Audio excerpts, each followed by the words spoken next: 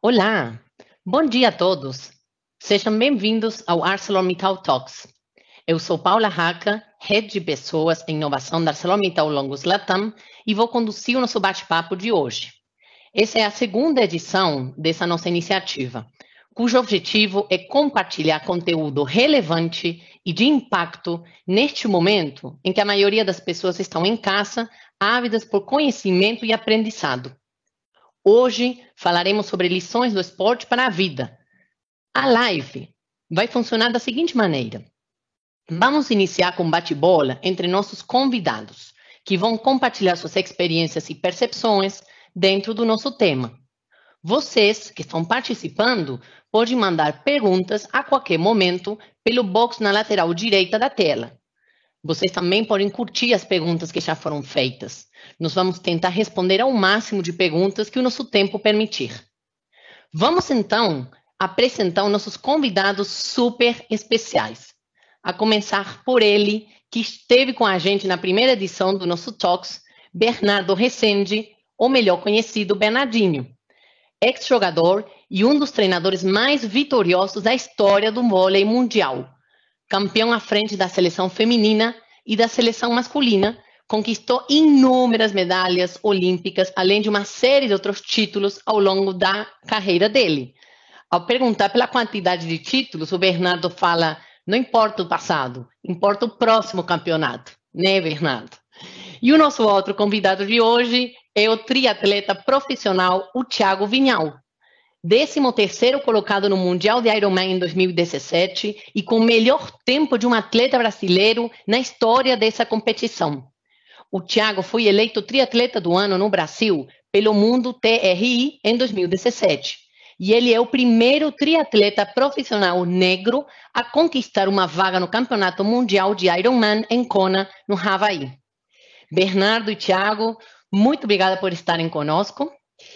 Para começar, eu queria que cada um fizesse um pitch, ou seja, uma apresentação rápida sobre quem vocês são, como chegaram aonde vocês estão hoje e aquecer aí esse nosso bate-bola. Bernardo, pode dar o chute inicial? Bom, chute não, vou dar uma levantada, né? Que o chute eu não sou muito. Bom, mas enfim. Bom, queria, me apresentando, né? O pessoal me chama de Bernardinho, e é interessante o porquê do Bernardinho. Havia na minha geração um grande jogador chamado Bernard, e para quem lembra dos anos 80, geração de prata, ele lançou o saque de Jornada nas Estrelas, que ficou famoso, então Bernard e Bernardo no mesmo time, para diferenciar, me deram o apelido de Bernardinho, e assim fiquei no mundo do voleibol, Bernardinho. Eu nasci no Rio de Janeiro, família de classe média, meu pai cresceu muito na sua carreira como advogado, e o que nós tivemos em casa sempre foi educação, era estudar, estudar, e não nos faltou nada, mas não tinha luxo de nenhum tipo, nenhum acesso. Mas era uma família de 5 filhos, então a questão de time era uma coisa importante para mim, e eles sempre, desde cedo, meus pais, entenderam que o esporte era algo muito importante a ser praticado na nossa vida, nas nossas vidas, né? Como forma de adquirir disciplina, como forma de saber trabalhar em equipe, a lidar com vitórias e derrotas. Então foi algo que eles realmente quase que impuseram, mas mais que impuseram, né, nos propiciaram. E a gente então, cada um de nós, um pouco, a maior parte dos homens, nós somos 4 homens e uma mulher, fizeram voleibol. Inclusive um dos meus irmãos usou o esporte como forma de conseguir para fora estudar, conseguiu uma bolsa de estudos nos Estados Unidos, se formou lá através do voleibol. E depois, economista formado na PUC do Rio, voltei para o esporte, para o voleibol, no caso, quando tive um convite para ir para a Itália dirigir um time feminino e abracei a carreira de treinador, né? Até para mostrar que a vida não é feita com um caminho plano, reto, você pensa em alguma coisa, né? Certamente há esses momentos onde você imaginava o caminho que você pega é um outro diferente. Mas havia por trás disso uma coisa que era paixão. Sempre apaixonado pelo esporte e voleibol, né? Sempre fez parte da minha vida e poder viver da minha paixão, essa era o que eu queria testar na Itália, e eu cheguei à conclusão, depois de muitos anos, que era possível. Não era simples como as pessoas pensam, porque vem apenas na televisão, né? O final da história, é um preço a ser pago, né? Mas certamente é muito bacana poder viver na atividade que você é apaixonado por ela. Bacana, resumiu uma trajetória de super sucesso, né, Bernardo? Mas começou lá na infância, né? Desde pequeno. E o Thiago tem um início parecido também, né, Thiago? Lá, molequinho. Conta aí para essa plateia que está ávida para te conhecer também. Bom, eu queria primeiro agradecer esse convite. Para mim é uma alegria imensa estar aqui com o meu ídolo Bernardo, com a Paula, né, que é uma das minhas mentoras aí de vida também nesse momento. E eu acho que a gente não consegue contar nossa história sem voltar nas origens, né, que é o principal. Então, minha origem começa num lar abençoado aí, né? Meus pais realmente, eu acho que me deram o maior presente, né? A minha maior conquista, que foi minha vida. E eu acho que eu devo tudo a eles. Eles sempre me ensinaram desde o início que a vida é o grande momento de todos nós. Eu tenho isso, assim, totalmente presente, vivo dentro de mim, porque eles sempre nos inspiraram, né? Eu e meu irmão, a gente buscar, né, nossos sonhos, a fazer o que a gente gostava, trabalhar duro, porque eles sempre foram pais, assim, que davam um exemplo para a gente, né? Realmente exemplo vivo, trabalhando, feliz dia a dia e pensando no próximo. Acho que isso aí foi uma das coisas que eu sempre trouxe para mim desde lá de pequeno. Eu comecei a nadar quando eu tinha 3 anos, porque eu era um pouco agitado. Então a alternativa que eles tiveram foi de me jogar dentro da piscina, né, Bernardo? Para queimar aquela energia da criança, para não virar um furacão dentro de casa. E eu lembro direitinho o tanto que aquela sensação da natação, de ver a água subindo quando eu batia a perna forte, me deixava bem. O tanto que eu sentia aquela sensação de progresso a cada treino, a cada aula que eu ia. Eles insistiam para ir para a aula, porque quanto mais a gente fosse, melhor a gente ia nadar, a gente ia passar de turma, ia ganhar troféuzinho. E cada troféuzinho que a gente ganhava era uma conquista, a gente comemorava dentro de casa, eu, meu irmão, meus pais. E eles começaram a mostrar para a gente desde aquela época que se a gente se esforçasse, se a gente trabalhasse duro, a gente ia passar de nível, né? E com alegria, e sabendo que em cada momento a gente estaria ali num nível determinado, e para a gente passar para o próximo nível, independente de qual esporte a gente estava, ou qual série a gente estava no colégio, a gente deveria realmente trabalhar duro para isso, e com alegria, sempre com gratidão, né? Eu acho que depois desse início na natação, eu nunca mais parei de fazer esporte. Eles investiram na minha educação, né, do meu irmão, né? Eles que vieram de família simples, meu pai do interior de Minas, minha mãe ali de Belo Horizonte mesmo, da Sagrada Família. E a nossa educação foi no Colégio Santo Agostinho, lá em Belo Horizonte, um colégio que tem a essência do esporte, né, como fator assim, de promoção do desenvolvimento motor, desenvolvimento social, dessa interação social entre os alunos.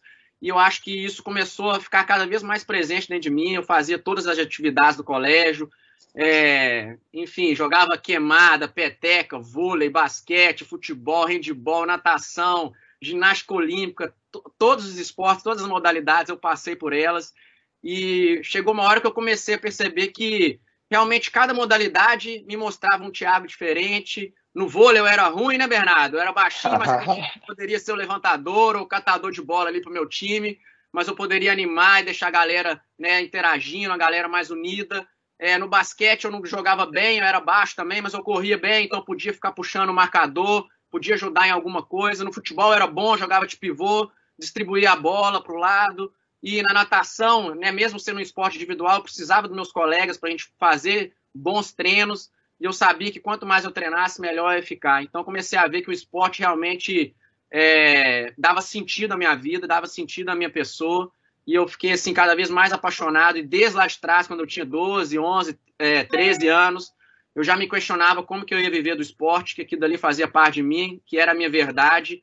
E eu acho que a partir daquele momento, lá do Colégio Santo Agostinho, realmente eu comecei a determinar lá dentro, né, bem lá no fundo, que realmente eu queria viver do esporte, mesmo sabendo que naquela época, né, o Bernardo já tinha falado isso com a gente ontem no nosso bate-papo, que só jogador de profissional que era considerado, jogador de futebol era considerado atletas profissionais. Então, eu não queria ser jogador de futebol, mas eu queria viver do esporte, eu queria viver meu sonho. Então, acho que toda a minha vida até aqui, desde quando meus pais plantaram a semente do esporte dentro de mim, né, mesmo sem saber, eu acho que eles mostraram que eu ia ter que trabalhar duro, que eu ia ter que ter o sonho claro na cabeça para chegar onde é que eu estou aqui hoje, falando com vocês aqui nessa live incrível. Super bacana essa história, né, Thiago? E traz aí esse sonho que te move, né? E vem te movendo desde criança, né? Inclusive quando você nem sabia se iria ser teatro, né? Se iria ser nadador. Você só sabia que não iria ser futebol, né, Thiago? Só sabia que não ia ser futebol e que eu queria fazer esporte de qualquer jeito. Não sabia como, mas assim, eu vou viver do esporte, eu vou dar um jeito, eu vou criar meu caminho aqui. Então você estava com a missão aí, um propósito de vida, uma paixão que começa na escola, né? E aí eu queria, Bernardo, você tem uma experiência super bacana, seu instituto compartilhar, e você forma milhares aí de jovens. Qual que é a importância do esporte na educação, né? No momento escolar, numa faixa aí da criança? Como é que você vê esse impacto do esporte na educação? Temos aqui um exemplo vivo, né? Quer dizer, e real, né? Você veja, né? Os pais tiveram, pois conseguiram colocá-lo no Colégio Santo Agostinho, e ele falou a essência, o colégio acreditava no valor do esporte, né, como sendo uma ferramenta importante na formação desses jovens. Né, o compartilhar, como você disse, esse instituto ele nasce com a ideia de compartilhar o que eu consegui, o que eu tive no esporte, de experiências, né, amizades desenvolvidas, experiências de vida, os valores que o esporte me trouxe, com jovens e crianças que não têm essa possibilidade. Então, atuar em escolas públicas e ambientes de mais dificuldade, proporcionar essa possibilidade do esporte, que ajuda na formação. Que, poxa, qual é o pai que não quer que seu filho pratique um esporte? Importante são duas coisas que o Thiago falou. Sempre com alegria, sem aquela cobrança excessiva, né, de fazer, vai passar. Porque o sonho é deles. Eu não posso querer viver o meu sonho através do meu filho. Meu filho, até o meu filho acabou, né, o Bruno, vindo para meu, mas ele fez vários esportes, como o Thiago falou. O Bruno jogou basquete, jogou futebol, jogava bem, jogou tênis, e assim, quase, sabe, competindo em bom nível. Foi campeão pan-americano, under 16 de badminton, mas ele escolheu o voleibol, que era mais natural, porque ele nasceu na quadra de voleibol, mas era mais duro, que haveria as cobranças. Mas para mim, o importante é que ele praticasse o esporte, que ele vivesse aquilo. Né? E se hoje me orgulho dele como homem, não é pelo atleta que ele é pelo homem que ele é. Eu tenho certeza que, né, pelos valores, muito pelos valores que o esporte trouxe. Né? E assim, eu conheci o Thiago, um pouco mais de um ano, pessoalmente, etc. E você vê a formação dele, né, a gratidão dele em relação às coisas, dificuldades que certamente passou, né, está passando, nós temos as nossas dificuldades, mas é importante para os pais. Primeiro, identifiquem qual é o sonho do seu filho, o sonho deles. Alimentem o sonho deles, né? Possibilitem, tentem dar a oportunidade, pois temos escolinha de futebol, de vôlei. O esporte não interessa.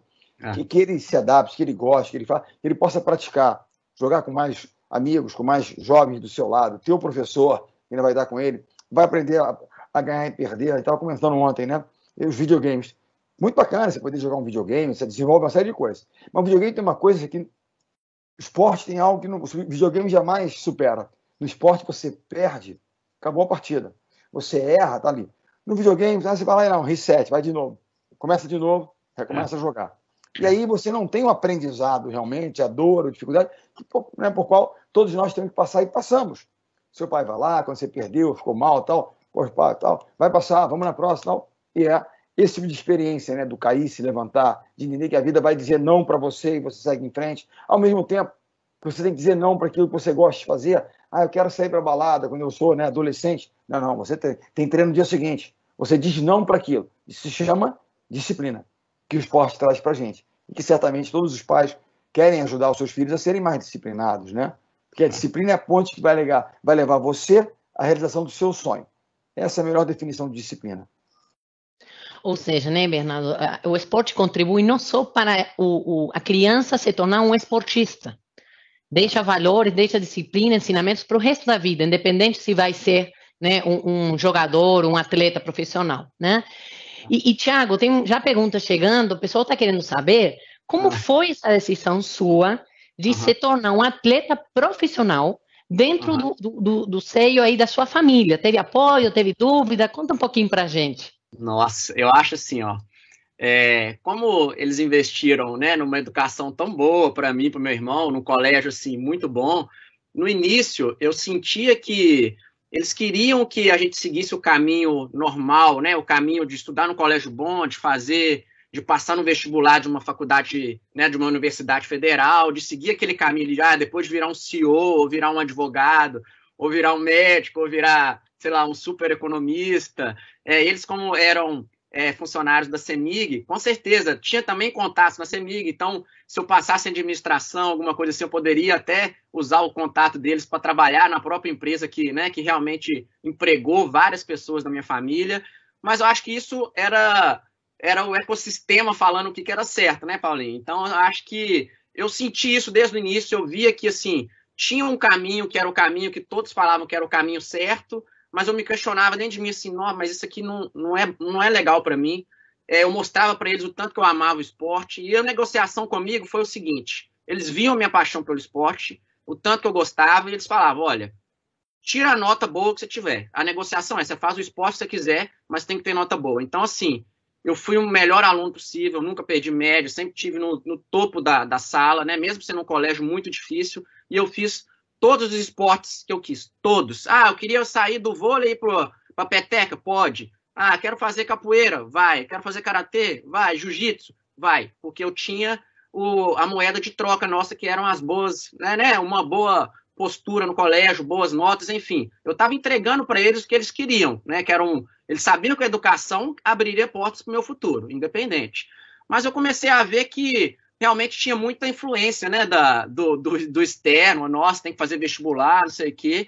E eu acabei fazendo o segundo grau na escola do Sebrae, né, que por incentivo dos meus pais também, que era uma escola que tem um modelo de educação austríaco, era uma escola muito boa também na época, que estava começando esse início do ensino do empreendedorismo, da inovação, trazendo a formação técnica, né, para os alunos. E eu fui estudar lá, eram 4 anos, e lá na escola técnica comecei a pensar mais ainda no meu sonho, porque eu falei assim, se eles falam tanto de inovação, tanto de você tem que inovar na área que você quer trabalhar, você tem que empreender, tem que seguir a sua vontade, segue sua missão com a missão da empresa, eu falei assim, eu quero ir para o esporte. Aí ficou cada vez mais claro isso para mim. E eu ficava assim, meu Deus do céu, não quero ir para dentro das empresas, mas agora eu já estou nesse colégio. Resumindo essa parte, eu acabei fazendo economia. Bernardo, eu fui primeiro para a sua área, Bernardo. Eu acabei fazendo a faculdade. A primeira faculdade que eu fiz foi de economia, não terminei. Mas na economia, o que aconteceu? O primeiro período, os caras chiques da sala, né, os referências, eram aqueles caras que iam de terno, gravata fininha, relógio chique no braço, caneta Montblanc no bolso, carro importado, gerente do Banco Safra, fundo de investimento, não sei o quê. E eu era o atleta, né? Que estava treinando o dia inteiro, Bernardo. Ia de bermudinha, com a marmitinha lá com macarrãozinho, porque amanhã tem treino de manhã cedo. E assim, eu lembro que todo mundo ficava assim, isso é atleta, nada a ver, né? Eu era o deslocado da sala. Só que aconteceu, no final do meu período, tem um cara que chegou para mim e falou assim, Thiago, tô sabendo aí que você tá querendo roubar meu prêmio? Aí eu falei assim, uai, que prêmio? O melhor aluno da sala ganha a bolsa da faculdade e ganha o dinheiro de volta. Esse prêmio é meu, tá? Só pra te falar, só pra te avisar. Esse cara já tinha feito matemática e aí o cara, aí mexeu comigo, né, Bernardo? Pra competir e bom aluno, nota, aí não. E aí aconteceu, acabei sendo o primeiro aluno da sala, né? Ganhei bolsa na faculdade, ganhei o dinheiro de volta, mas a questão toda foi o seguinte, no segundo período a referência mudou. Os caras que eram os caras chiques e tal, né? Todo mundo queria perguntar as coisas para eles, virou para mim, porque foi o melhor aluno da sala, vamos conversar com o atleta então. Só que a galera vinha conversar comigo sobre o quê? Thiago, como é que eu faço para começar a correr? Aí eu falava, compra um tênis, velho. Você tem condição boa aí e tal no banco? Sai do banco, vai pra praça, compra um tênis, roupa confortável, começa a caminhar. Aí chegava um outro, Thiago, como é que eu faço para emagrecer? Eu falei, come menos e vão treinar um pouquinho mais. E aí eu comecei a ver, com esses questionamentos, com essa demanda, o tanto que eu ficava feliz incentivando essas pessoas a buscar a qualidade de vida. E eu falava tão natural, porque era o que eu realmente amo, que era a atividade física, que eu sabia o benefício que dava para mim, eu sabia que a pessoa ia se transformar depois de adquirir o hábito da atividade física, eu falei assim, não, eu estou no lugar errado. Infelizmente, mas felizmente, cheguei em casa, né, tive que ser real, apresentar minha verdade para meus pais, mesmo sendo um pouquinho contra o que a gente queria, né, o que eles queriam, na verdade, mas totalmente a favor do que eu queria, do meu sonho mesmo. Falei com eles, eu lembro exatamente da resposta da minha mãe, com aquela lucidez dela de mãe, né? Então vai, meu filho, vai ser feliz, vai seguir seu sonho, e é isso aí, tamo junto. Então acho que foi um empurrão da minha mãe, assim, empurrando o passarinho para voar, né? Pô, interessante é o seguinte, a pessoa pensa, não, Bernardinho, então, eu era jogador na época também, banco da seleção, as pessoas não sabiam, me lembro assim, no segundo semestre, professor de Economia 2 não queria me dar a segunda chamada. Eu estava viajando para a seleção, mas ninguém sabe, a seleção não tinha nenhuma notoriedade naquela época, né? Aí eu peguei um documento que era obrigado a dar, ele ficou bravo, me botou na sala dele para fazer. E aí, em 84, também eu era bom aluno também. Um grande economista dos pais do Plano Real, André da Rezende, me chamou. Olha só, dentro de tantos alunos espetaculares, amigos que eu fiz na faculdade, gente que se tornou aí super profissionais, me chamou para fazer um estágio no banco de investimentos, um grande banco de investimentos. E chegou, eu estava fazendo estágio, já era 84, era da Olimpíada de Los Angeles. E aí eu fui convocado até para a Olimpíada. Eu estava no banco. E a minha mãe falou, você vai largar o banco, meu filho? Aquela coisa de mãe, né? Querendo segurança, tal. Falei, mãe, Olimpíada é Olimpíada, mãe. Posso deixar de ir e tal. E o próprio André, esse André Lara Rezende, que era um super economista, um professor, né? Ele falou, Bernardo, economia, você é bom e tal, mas qual é a tua paixão? Né? E eu confesso que eu levei muito tempo, porque eu estava parando de jogar, né? Então não daria para eu...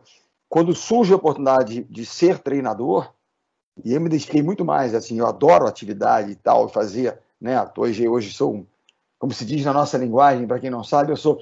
O Thiago, ele é galáctico. Nós temos várias categorias no ciclismo, no triatlo. A primeira categoria chama-se PEBA, de pereba. Eu sou nessa aqui, PEBA. Aí você tem que dizer tal. E o galáctico é aquele cara que sabe, o pneu dele não fura, ele não precisa tomar nem gel, porque ele é tão... Né, que é o Thiago e a turma dele. Mas a gente chega também. Então, assim, eu gosto disso. Mas eu me encontrei. Você perguntar para mim, Bernardo, se você fosse alguma atividade e não ganhasse um tostão o resto da sua vida, o que você ia fazer? Eu ia ser treinador. Ponto. Entendeu? Essa é a pergunta que a gente fazer. Pense em alguma coisa que você faria o resto da sua vida sem ganhar um tostão. Que atividade seria essa? Né? Bernardo, coisa que você vai fazer. Seu livro conta essa história de uma forma muito bacana, né? Quem não conhece o livro, Transformando Suor em Ouro, recomendação oficial para quem quer ser um líder, para quem quer aprender não só do esporte, da vida, do mundo dos negócios, é assim, livro obrigatório. Eu estou lendo, releio, e você conta uma história super bacana que nessa fase da tua vida, quando você inicia a sua carreira como técnico, né? E você chega lá na Itália para treinar as meninas. Conta esse capítulo da sua vida, que é legal para a pessoa entender que nem tudo está claro de antemão, né, na vida. Primeiro, assim, eu jogava ainda, mas jogava, que eu já estava trabalhando, tinha entrado de sócio num pequeno restaurante, que hoje ficou uma rede legal de restaurante, mas na época era pequenininho, e eu ia cedinho trabalhar, por quê? Porque o voleibol me dava um complemento de renda, né, para poder viver. Eu tinha um Bruno pequenininho e tal, tinha que ralar. E aí eu recebi um telefonema de uma jogadora, ex-brasileira, que jogava na Itália, ela fala, Bernardinho, você não quer vir para a Itália treinar um time? Eu falei, como treinar um time? Eu nunca treinei ninguém. Não, você tem todas as características de treinador, você é chato, cri-cri, perfeccionista, aquela coisa. Ela, na cabeça dela. Eu falei, não, mas pô, Dulce, tal, não, aqui a estrutura é ótima. A cidade é maravilhosa, e Perugia é uma cidade linda na Itália, na Umbria, ali no centro da Itália, uma estrutura de trabalho muito boa, ginásio, bolas e tal. Assim, só tem um problema. O time é o último lugar do campeonato. Eu falei, caramba, último lugar do campeonato? Não. E é o seguinte, falta só uma partida para acabar o turno, né? 2 turnos, e os últimos 2 times caem para a segunda divisão. Eu falei, sabe o que mais? Eu vou. É o seguinte, pior que tá, não pode ficar. Não é verdade? Mas o interessante é que eu cheguei lá, e aí eu cheguei lá numa quarta-feira, aí dei treino quarta, quinta, eu falava nada de italiano. Peguei ali, fui pegando, fui aprendendo, tenho facilidade para idiomas, e as meninas me olhavam, então, aquela minha energia e tal, treino, tal, vamos lá, montei lá um esquema e ganhamos a primeira partida, que era contra um time ruim também, que era assim, dos últimos. Salvamos o time no final da história. Mas o interessante é que as pessoas pensam que, não, Bernardinho, seleção. Eu dirigia a van que levava o time para os jogos. No ano seguinte, chegou a final do campeonato, vamos jogar a final, eu dirigindo a galera dentro do time. Eu só parei de dirigir um dia o ônibusinho do time. Estão voltando de Fano, uma cidade que fica na costa leste da Itália, no Adriático.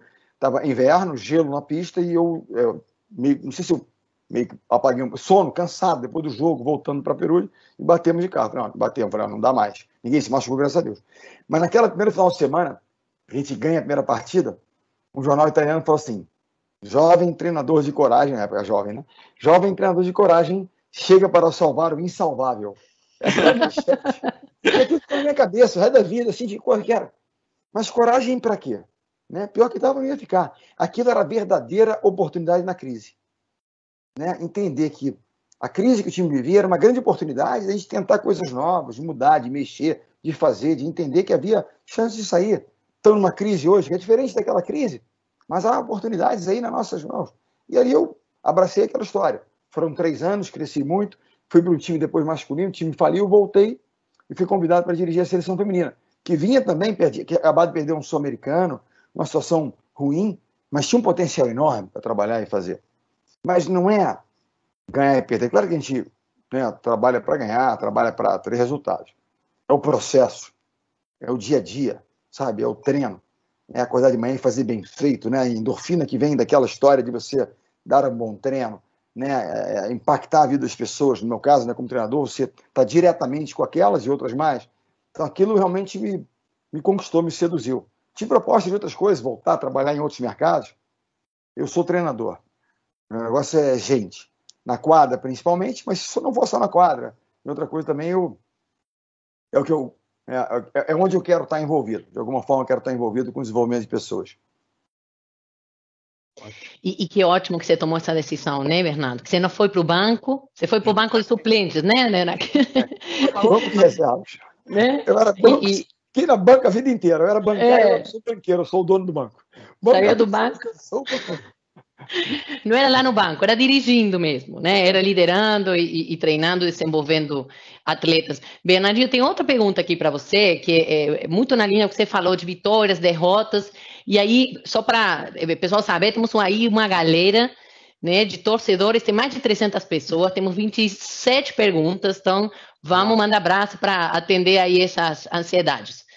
Bernardinho, eu gostaria que você fizesse uma comparação entre as finais de vôlei masculino nas Olimpíadas de Londres e Rio de Janeiro, o que deu certo e errado, e comparasse isso com o mundo corporativo, você também como empresário, né? 2012, né, a Olimpíada de Londres, a gente vinha do título mundial 2010, era o tricampeonato mundial, um time já remodelando, ou seja, jovens assumindo algumas situações de responsabilidade. Você veja o grande Giba, que foi uma das grandes referências no início da minha gestão, entre 2001 até 2008, ele era, né? Em 2010 ele já estava no banco, em 2012 ele já era reserva, ou seja, era um cara importante, mas numa outra função. Então era um time já em reconstrução, para a gente manter ali. É muito difícil no esporte de altíssimo rendimento, ainda mais num país como o nosso, que estava digamos, ganhando consistência, você manter por gerações e gerações resultados como aquele grupo manteve. Ninguém nos acreditava a nós uma chance de vitória na Olimpíada. E a gente foi indo, uma derrota na fase de classificação, mas chegamos lá e chegamos à final, batendo de uma forma espetacular a Itália. E começamos jogando contra a Rússia muito bem. Abrimos 2-0, jogando muito bem, mas nós tínhamos perdido. Quem era o oposto titular era o Leandro Bissotto, e ele se machucou na quarta final. E o Wallace, que era o reserva naquele momento, assume a titularidade e se torna o titular. Mas era a primeira grande competição do Wallace, que depois veio se tornar a referência naquela função ali. O Bruno já era o levantador titular, a primeira Olimpíada como titular, o Ricardinho tinha voltado à seleção, estava na suplência, enfim, estávamos ali. O Giba meio machucado. O fato é que as pessoas acreditam aquela derrota a uma mudança de estratégia do meu concorrente. A gente pensa no negócio, o cara mudou e aí a gente não soube se ajustar.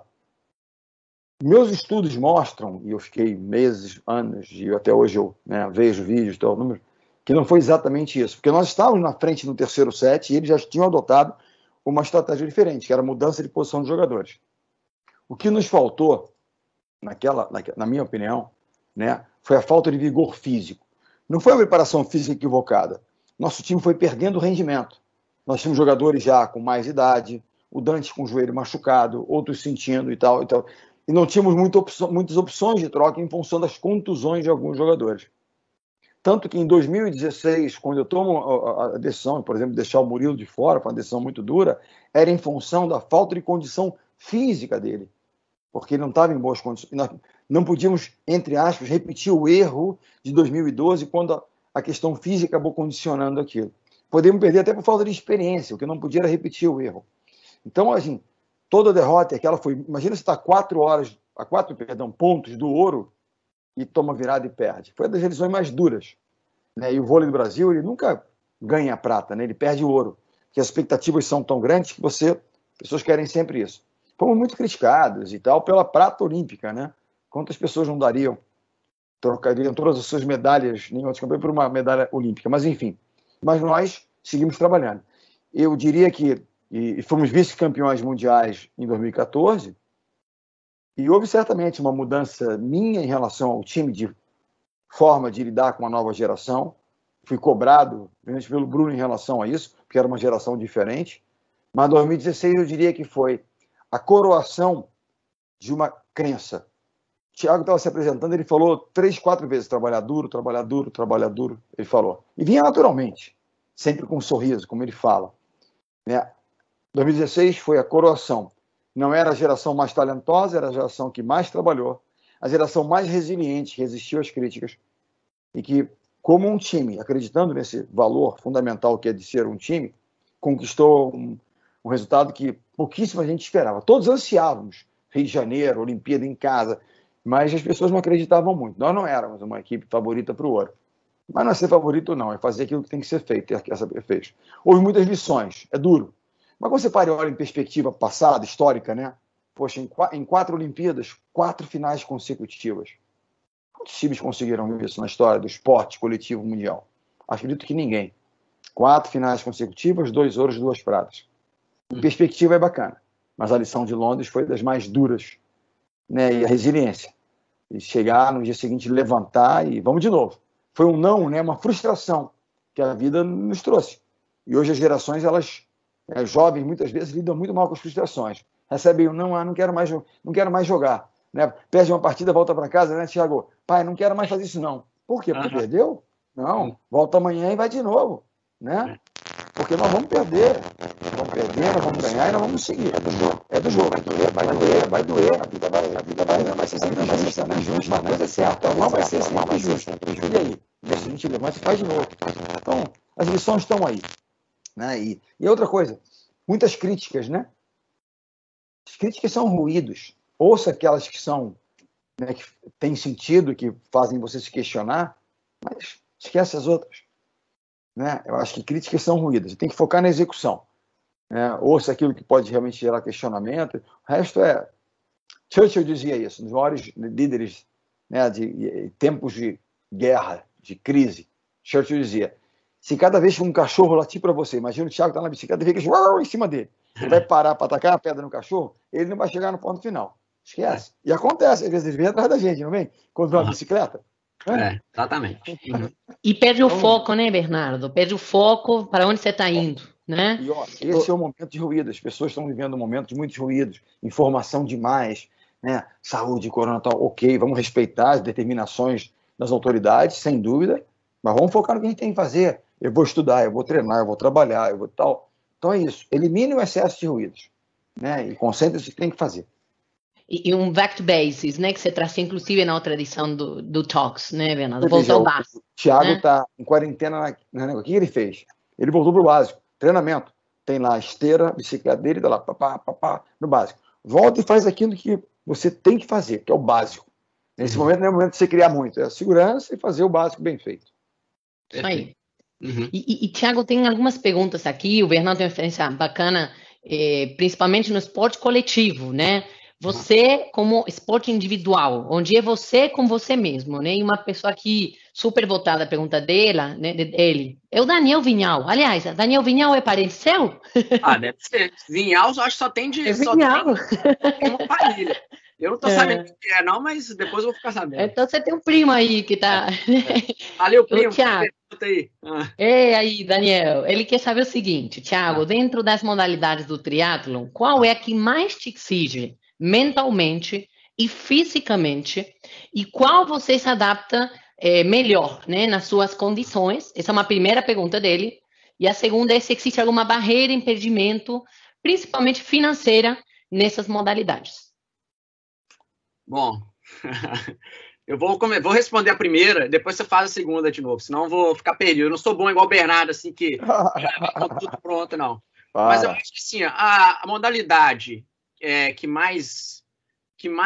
você mais tem que trabalhar é sempre sua modalidade, que é seu ponto mais fraco, entendeu? Então, sempre essa modalidade é a que você tem que dar mais atenção, é que você tem que estar mais focado, você tem que estar mais concentrado, principalmente, não na hora da prova, mas na hora do treinamento. Então no meu caso, se eu vi um atleta que meu background, né, meu histórico é da natação e da corrida. Então, eu sempre tive mais facilidade para nadar e para correr. Correr, se eu estou correndo a 20 por hora ou a 10 por hora, eu estou com a mesma alegria, estou com a mesma sensação de bem-estar, que eu estou leve, que eu amo correr. Natação também, como eu sempre nadei bem, como eu venho lá de trás sempre treinando, eu me adapto bem aos treinos, eu consigo treinar muito.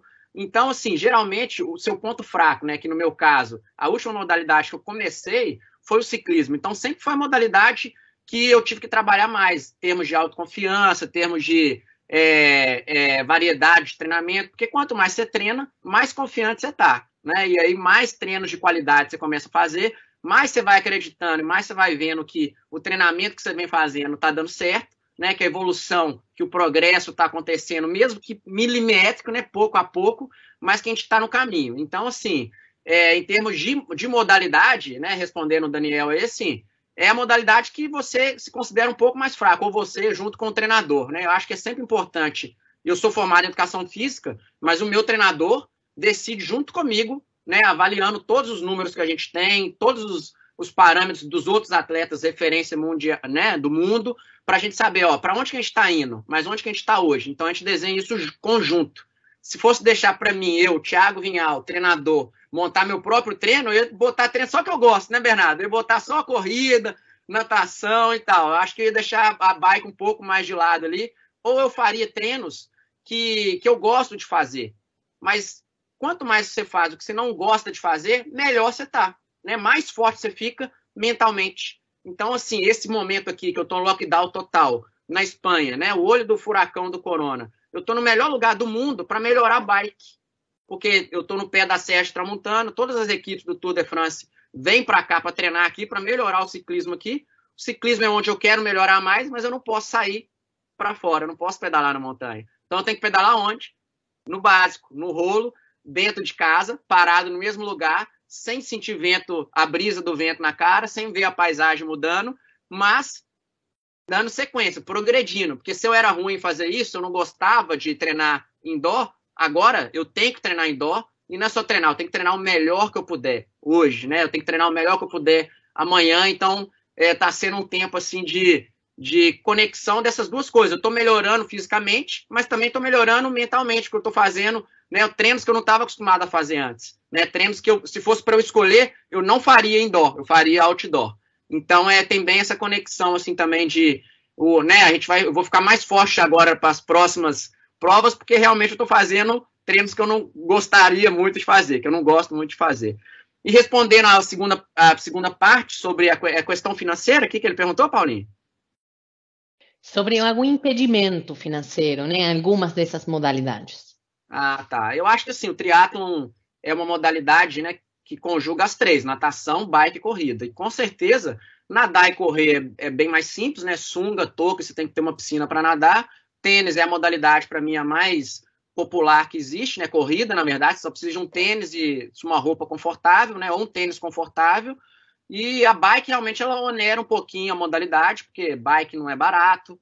E, além de não ser barato a bike, o Brasil não é um país ciclístico, né? É um país futebolístico. Então, assim, não só pela questão financeira, eu acho que até mais pelo lado cultural, é difícil você pedalar em lugar seguro no Brasil, né? Então, eu acho que tem mais impedimentos mais físicos, assim, mais, né, de geográficos ou então de cultura, do que esse impedimento financeiro. Eu comecei a treinar, no início eu tinha tudo emprestado, tá? Assim, eu só queria fazer. Então, eu dava um jeito, tinha bicicleta emprestada, capacete emprestado, sapatilha emprestada, bermuda emprestado. Era tipo espanta-bolinho, Paulinho. Onde é que eu chegava, assim, nossa, tinha pedi alguma coisa emprestada.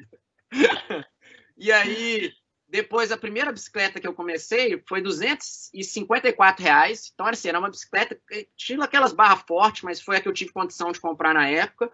Também para não assustar demais, que meus pais deram um sim para mim, mas beleza, sim, agora você vai, entendeu? Já que você que decidiu, agora você tomou coragem, a gente já te encorajou, então agora o caminho é seu, né? Então, segue seu caminho, você está consciente, você tem consciência do que você tem que fazer, que é trabalhar duro.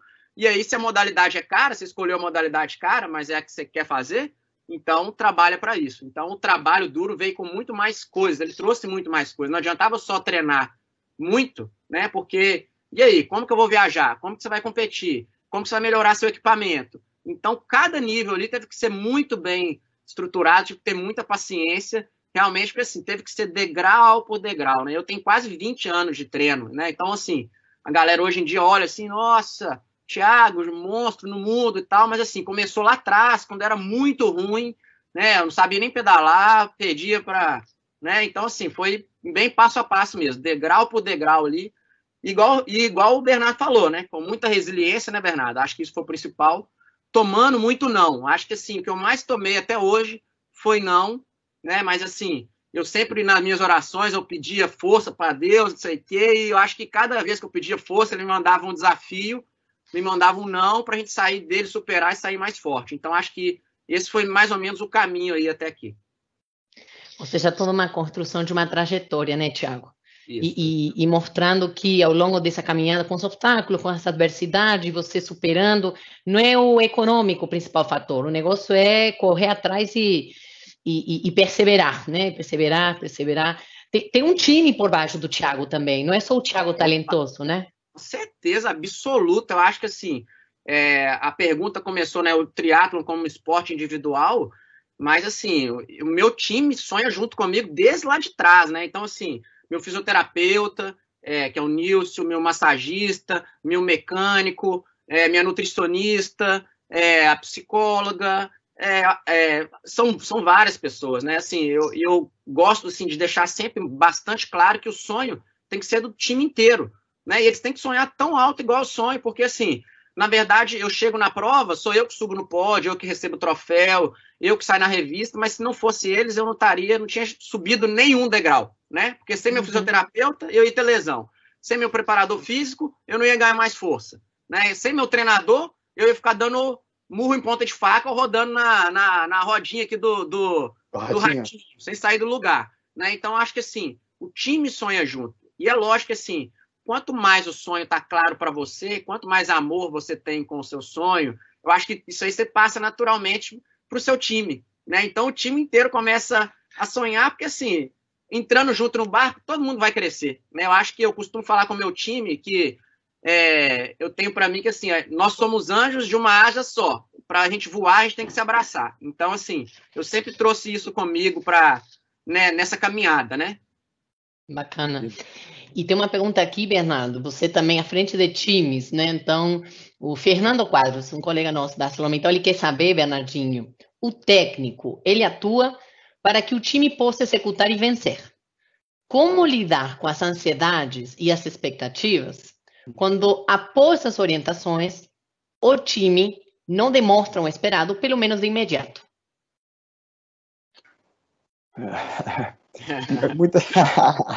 Muitas vezes as reações não parecem ser melhores, né? Mas as pessoas captam apenas reações sem, muitas vezes, entender. Né? Eu acho assim, quando você propõe, vamos fazer um questionamento e uma análise própria, assim, sabe? Bem, você montou uma estratégia, passou para o time, olha, vai ser assim, né? Vamos jogar dessa maneira, você vai atuar dessa maneira e tal. Se as coisas não saem como previsto, digamos assim, pode haver algumas razões. Primeiro, porque você não foi suficientemente claro, ou aquilo que você propôs está gerando algum desconforto, ou eles não se sentem aptos a agir, a adotar aquela estratégia. Então, o erro pode estar do lado de cá. Né? Atribuir pelo menos a eles, não. Agora, quando você já praticou aquilo, viu que é possível, etc. tal, e há de alguma forma uma falta de foco qualquer, eles estão meio e tal, aí realmente as minhas reações são aquelas que o pessoal vê na quadra. Mas pode ter certeza, né, que nós temos que nos questionar. Será que? Senão você fica assim, poxa, quando você perde uma partida, mas eles não fizeram o que eu mandei. Nós não mandamos em ninguém. Se nós não tivermos a capacidade de convencê-los de que aquela era a melhor estratégia, e mesmo que eles, de alguma forma, não concordassem, discordassem, mas entenderam que era uma boa estratégia coletiva, né? É a frase do Bezos, que é disagree and commit. Eu posso não concordar com tudo, imagina, uma empresa com milhares de pessoas, uma equipe com tanto, nem sempre estamos totalmente, mas olha, o líder é um cara que eu confio, né, o meu companheiro também, confio totalmente nele, e essa é uma decisão que eles estão muito confortáveis, que é a melhor, eu vou me comprometer com ela, e vamos nessa. Então, eu acho que a gente tem que sempre pensar bem se o não dar certo, as coisas não estarem andando como nós, né, imaginávamos ou previmos quando nós adotamos aquela prática, se tem a ver, né, com uma má comunicação da estratégia, se tem a ver com um posicionamento equivocado das pessoas, se nós estamos dando atribuição às pessoas que não são as mais adequadas para aquilo. Né? Como eu pedi para uma jogadora, agora você vai entrar naquela função, cobrir aquela posição no passe, mas ela não é a mais adequada para aquilo. Ela tem limitações ali. Se eu fosse fazer um revezamento no triatlon, por exemplo, Thiago, você vai pedalar, pô, mas eu menos, aquilo eu não sou tão bom. Né? Eu vou botar ele para abrir na natação, para fechar na corrida. Então, assim, é claro que pode haver lá, mas quando há, e você não vai simplesmente passar a estratégia, você vê que você parte do pressuposto que eles são as pessoas indicadas para fazer aquilo. Eu parto do pressuposto que eles têm capacidade de executar aquilo. Se não está executando por uma falta de comprometimento, de determinação em realizar aquilo, aí realmente é chegar junto. Aqui, ó. Tal, porque, eventualmente, o cara deu estratégia, vamos aqui, vamos fazendo meio automático, vai dar certo. Sabe o que acontece?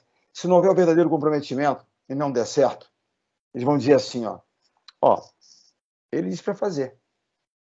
Fizemos, não deu certo. Porque o verdadeiro comprometimento diz o seguinte, vai ter o feedback, olha, coach, não estou me sentindo muita vontade aqui, o meu líder da equipe, cara, se tal, mas olha, não está funcionando bem. Quer dizer, quando ele sente, né, o senso de propriedade, é meu também, isso aqui, ele vai dar um feedback, ele vai tentar ajustar com você, né, não está dando certo, mas vai dar certo, vamos ajustar.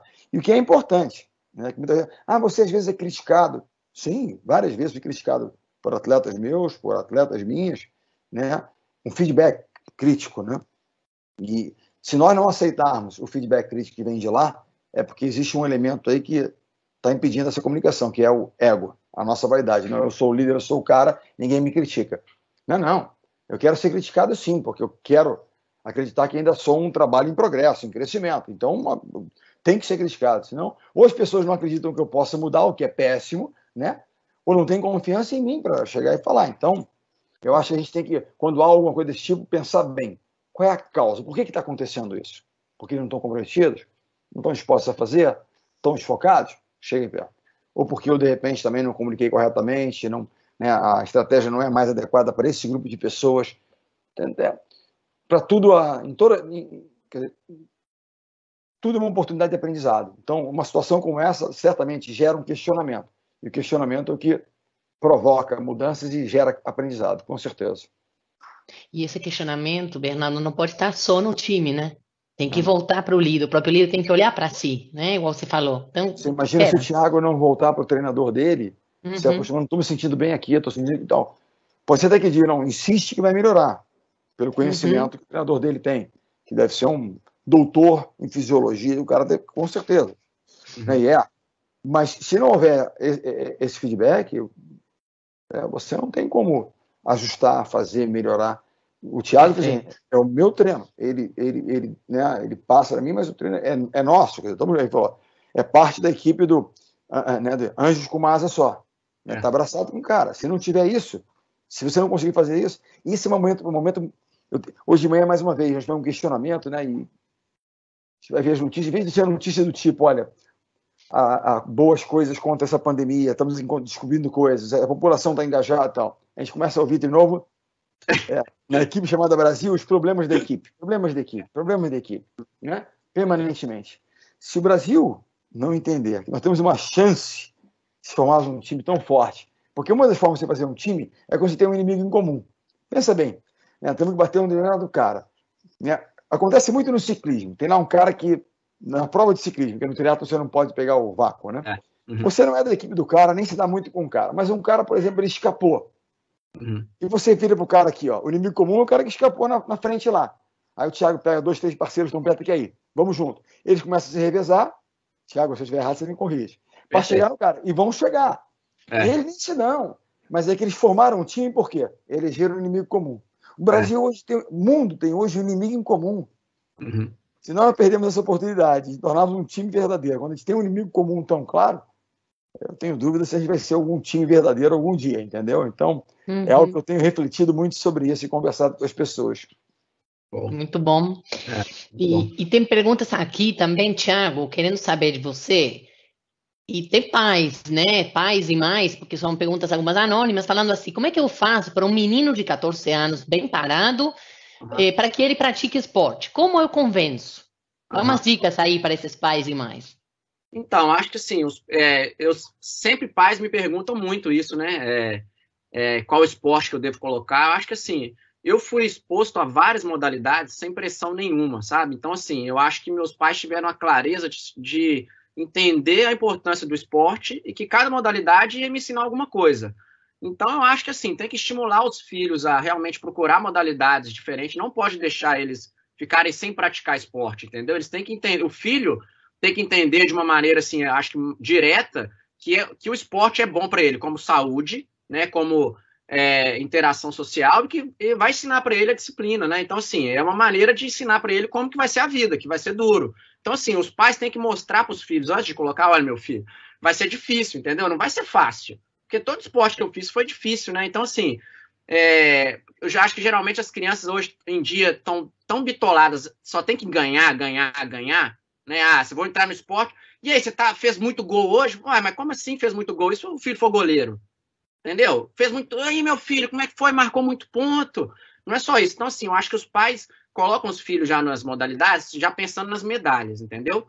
E, assim, uma coisa que eu tenho certeza, quando eu paro para analisar o que meus pais fizeram, é que eles deixavam claro para mim e para meu irmão que a gente não precisava de ganhar medalha, que a gente tinha que progredir todo dia. Então, assim, eu sei que um dos meus que eu tenho dentro de mim é que, assim, se fosse para eu ser campeão, Paulinho, eu já tinha parado, porque eu nunca fui campeão de nada, né? Então, assim, eles deixaram claro para mim, meu filho, tem que progredir, nem que seja um milímetro por dia, entendeu? Então, assim, o meu parâmetro e a minha, né, acho que uma virtude para mim, assim, foi essa do progresso. O Bernardo até falou agora há pouco aí. Então, assim, eu queria progredir, pouquinho a pouquinho, porque, assim, se eu continuasse, né, se eu não desistisse, eu ia melhorar com certeza. Não tem como você melhorar em uma coisa, né, você continuando. Então, assim, eu acho que os pais têm que ser bem claros com o filho. Meu filho, vai ser bom para você, acredita. Porque, assim, quem que o filho vai acreditar? No pai e na mãe. Então, se o pai e a mãe estão sendo claros, verdadeiros, sem cobrança, vai lá que você vai aprender, vai ser bom para você, os filhos vão comprar a briga, né? Não tem jeito. É um investimento da comunidade família, né? Da instituição família. E o esporte, com certeza absoluta, vai ajudar na educação e no desenvolvimento da criança e na preparação depois para o mercado, que o mercado vai ser mais difícil ainda, né? E aí, como é que um filho vai entrar numa empresa, vai chegar para o pai e a mãe, não quero, então não vai dar sequência em nada, nunca, né? O esporte vai ensinar. O principal que é a disciplina. Eu acho que o Thiago falou uma coisa importante, é uma dúvida, né? É difícil às vezes você, né? Eu acho que você tem que apresentar as possibilidades para o filho e apoiar, né? Porque nós temos uma cultura, né, do brasileiro. O brasileiro gosta de esporte até certo ponto, ele gosta de ganhar. Todo mundo seguia a Fórmula 1 quando tinha o Senna. Tal. Ele gosta de Fórmula 1. Todo mundo tênis, todo mundo virou tenista quando o Guga estava aí. Né? O Guga ganhava, Brasil jogava, andava de raquete na rua. Não, o vôlei não, país do vôlei, não, o futebol andou meio assim. Peraí, mas não é isso, tem muito mais do que isso, né? E uma coisa legal, até que na nossa conversa a Paulo estava falando, assim, eu sinto isso também pelas minhas filhas, mas vejo os outros. Por exemplo, estar em comunidade, né? Convencer os amiguinhos, a turma ir junto, quem é um parceiro dele, vamos juntos praticar um esporte, né? Vamos lá junto, é aquela história. Vamos lá junto pedalar com meu amigo, vamos lá junto jogar bola com meu amigo, junto praticar alguma coisa, né? Ou não, vamos fazer uma atividade física legal, tipo, sabe, uma academia, fazer uma atividade que eu gosto de levantar, né, um peso, legal. Mas é importante isso, porque vai te dar disciplina. E a partir daí você começa a sentir, né, porque esse mindset, essa mentalidade de crescimento, ela é meio construída. Porque quando você vê que teve uma pequena melhora, pouquinho mais, como um treinamento, né? Toda a montanha ontem conosco, né? Você vai se sentindo em condições de enfrentá-la mais, né? Cada dia você treina um pouco melhor. Então você dá um pouquinho todo dia. Então quando ele começa a falar, poxa, consigo fazer. Poxa, tive êxito hoje, pai. Consegui fazer uma jogada hoje legal lá. Aí fala, poxa, que bacana. Ô, pai, eu estava no banco, mas o treinador botou para jogar um pouquinho hoje. Pô, filho, que espetáculo, já jogou um pouquinho. O que eu vejo hoje também pais, né, de jovens atletas, o pai fica lá que nem um doido na arquibancada, que o treinador brigando com o treinador não põe o filho para jogar. Isso é uma loucura, filho, isso é insanidade. Eu digo assim, eu tenho escolinhas e tal. Esse comportamento ele é absolutamente não aceitável. Não existe. Eu vi meu filho jogar e tal, eu não abri a boca na arquibancada, olha que eu sou, não abri a boca. E o treinador respeita. Tem um caso interessante. Meu filho foi cortado da seleção infanto-juvenil. O treinador é um amigo nosso, né, que se tornou meu amigo, das seleções de base do Brasil e de Belo Horizonte, chamado Marcos Lerbach. 6 grandes jogadores. É um professor, um treinador-professor. Está até hoje aí fazendo gente, tal, bacana. Meu filho foi convocado para a seleção brasileira infanto-juvenil, se eu não me engano. Tinha 15, 16 anos, jogava, estava convocado. Legal. E aí, um dia me liga, pô, ele estava em Saquarema, eu estava no Rio. Ele, pai, você me arruma uma caramba para voltar de Saquarema? Tal, uma voz meio triste, meio embargada. O que houve, filho? Não é que eu fui cortado, eu quero voltar, não quero ficar aqui não, quero dormir, quero voltar para casa. Aí arrumei um jeito, porque eu via em Saquarema, tinha um taxista amigo meu lá, falei, pô, pega meu filho lá que tá liberado aí, foi cortado e traz ele para casa. Eu não estava nem em casa, estava viajando para o trabalho, e ele veio pro Rio e dormiu lá em casa. Dia seguinte eu cheguei cedo, ele estava dormindo, eu acordei, pô, pai, tive insônia. O que houve, filho? Não, fui cortado, tal. Aí, claro, o garoto, não, eu acho que eu tive pouca chance, eu, pô, podia mais, tal. Eu falei, filho, todo treinador, ele quer vencer, ele quer o melhor e tal, não, assim, eu entendo a sua, mas não é por aí. Mas ele falou assim, mas não importa não, que eu vou treinar tanto, eu vou me dedicar. Não quero mais sentir o que eu estou sentindo agora, eu vou voltar, eu vou fazer isso e tal. Nesse mesmo momento, uma semana depois, eu treinava o time feminino, na época, patrocinado pelo Unilever aqui no Rio, e aí nós fizemos um convite para ir a Saquarema jogar contra a seleção feminina juvenil, um jogo treino, né, um time adulto, um clube contra a seleção para treinar as meninas que iam para a competição. E fui a Saquarema com o time, que é o centramento das seleções. E encontrei o Marcos Levar, treinador do meu filho, que tinha cortado meu filho, né, lá. E aí ele, pô, a gente ia falar contigo. Eu falei, claro, o que houve então? Pensei, quer falar comigo? Ou o Bruno aprontou alguma coisa e foi cortado, né? O moleque aprontou, fugiu da concentração, pulou o muro, quer que seja, né? Não, eu falei, o que houve, Marquinhos? Você quer falar comigo? Não, quero falar contigo. O Bruno fez alguma coisa. Não, o Bruno é um moleque de ouro, pô, fez nada e tal. Eu queria te explicar. Eu falei, explicar o quê? Você vai explicar para todos os pais de atletas que você teve que cortar de 30 que você começou, ficaram 12? Não vai. Porque você vai explicar porque eu sou técnico da seleção principal? Você não tem que explicar nada, eu confio em você. Você fez o que tinha que ser feito. Como pai, fico triste que foi cortado? Fico. Mas é da vida. Não é verdade? Ele foi cortado. Um ano depois ele voltou, foi para a seleção. Eu cortei meu filho algumas vezes, porque ele não estava ainda. Quando ele teve a chance, ele agarrou. Entendeu? Então, faz parte do processo. Nós temos que entender isso. Entendeu? Imaginar que o treinador deu duro no meu filho. Que bom que deu duro no meu filho, né? Me ajuda. Não precisa dar tanto duro em casa. Exatamente. Te pede. Né? Teu pai não jogou você na piscina para você ficar um pouquinho? Meu pai botou gente no judô. Vai brigar lá para não brigar mesmo. Três homens, 4 do mesmo. Nós somos 4 homens, mas um era meio menorzinho. Os 3 quase da mesma idade. O pau quebrava lá em casa. Botou no judô, porque no judô o professor Sensei dizia, aqui. Aí dava com bambu na gente. Tá querendo coisa de. Não, hoje se der com bambu é assédio. Mas peraí, o cara absolutamente, né, educador, né? Então, assim, é um pouco falando com os pais aqui agora, né, trocando uma ideia com pais, essa coisa que você falou, pô, quanto fez bem para você? Quando você tiver teu filho, tua filha, se ela vai ser esportista, não importa, mas que ela vai praticar esporte, ela vai. Exatamente. Independente se o seu DNA nesse aspecto ou não, ela pode ser outra coisa. A minha filha, ela gosta, mas não pratica, ela faz atividade física. A pequenininha já faz, mas enfim, não é isso. Mas apresentar a elas essa ferramenta, como as artes, como né, eu acho que como a música, temos o Vinhal, vai encerrar nosso toque depois e vai encerrar tocando nosso músico aqui, na verdade. E aí, Verno, tem um papel dos pais, você trouxe um elemento interessante da parceria na educação junto com os treinadores. Ou seja, tem uma confiança na competência do treinador, no critério dele, tem uma confiança na competência da criança, né, do filho, né? Se ele não conseguiu e apoiar, né, para não desistir nas derrotas, né? Claro.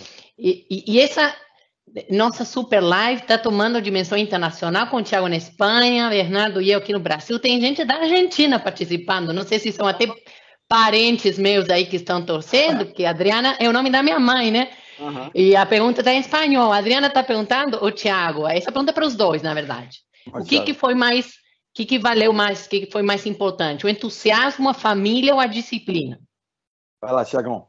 Entusiasmo, a família ou a disciplina? Então, eu acho que assim, o mais importante, eu acho que como formação de quem eu sou hoje, eu acho que foi a disciplina, né? E porque realmente quando você coloca disciplina em qualquer área que você definiu, né, que você decidiu, você vai chegar onde você vai, né, onde você determinou.